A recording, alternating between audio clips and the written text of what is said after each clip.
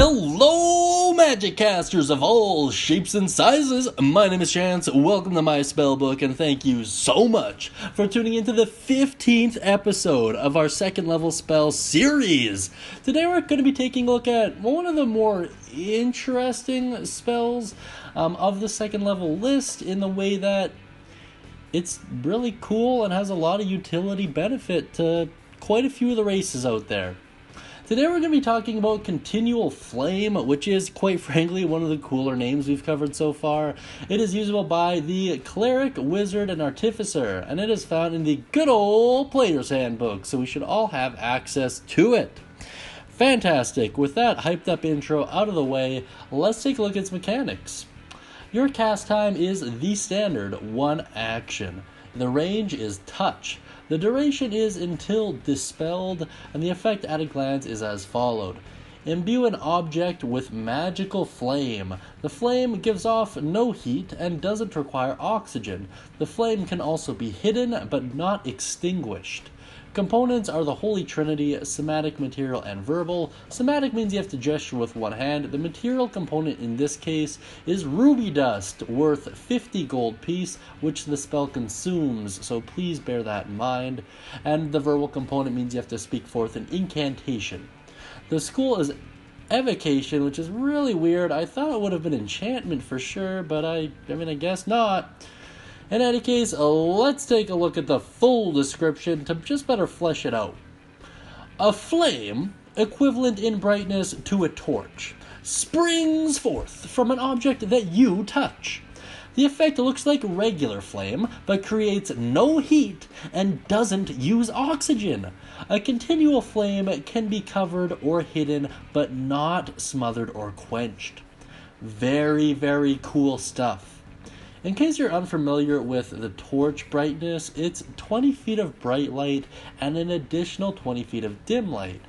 Needless to say, if your race doesn't have dark vision and you're in a dark place, this spell could literally save your neck, which is really cool. Not to mention the fact that it looks like actual flame makes it very cool from a thematic standpoint. That being said, let's take a look at some alternative uses here. So, I thought of 3 main ones, but there's a lot more on this spell just because of the way it functions. The one that I would like to point out that I haven't heard anyone talking about is this would be the ideal type of light to use in labs or alchemists, studios. I forget what they're called off the top of my head, but places alchemists work in 5e.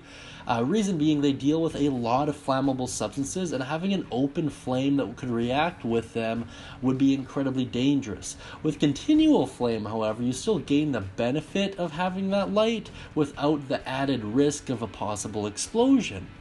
Along that same vein, miners could really use this flame as well to great advantage. Basically just cast it on their hat or pickaxe or whatever, and that would be more than enough for them to get into the areas that would otherwise be too difficult to get in with an open flame.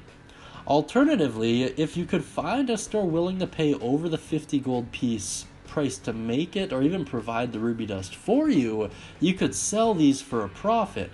My DM Adam, in one of his campaigns, they did that to pretty great effect. In any case, I know there's a lot more, but I'd rather leave you guys to come up with a few of them. So if you have any cool ideas, interesting concepts, or cool stories involving Continual Flame, please put it down in the comment section beneath so we can all check it out. I really appreciate it, and I know everyone else tuning in does as well. That being said, I want to take a quick moment to thank our patrons: Marcos G. Guzman Jr., Reina, Tanner Frazier, Kenny Garcia, Bruce T, Tato Seal, and Spider-Man and his amazing friends. Thank you so much, guys, for the support. I really appreciate it. And feel free to check out our daily live streams from 10 p.m. to 11 p.m. Mountain Standard Time. We do them almost every day. Sometimes life gets in the way, but I always be sure to update it in the community section. So if I'm ever running late, just check there to see whether or not we're doing one. And if you like that cool hand-drawn Warforged up on the screen and you'd like your own hand-drawn D&D picture, please check out our Patreon videos to figure out exactly how to do that. That being said, thank you so much, guys. I really appreciate the time. I hope you all have a wonderful day, and as always, happy casting.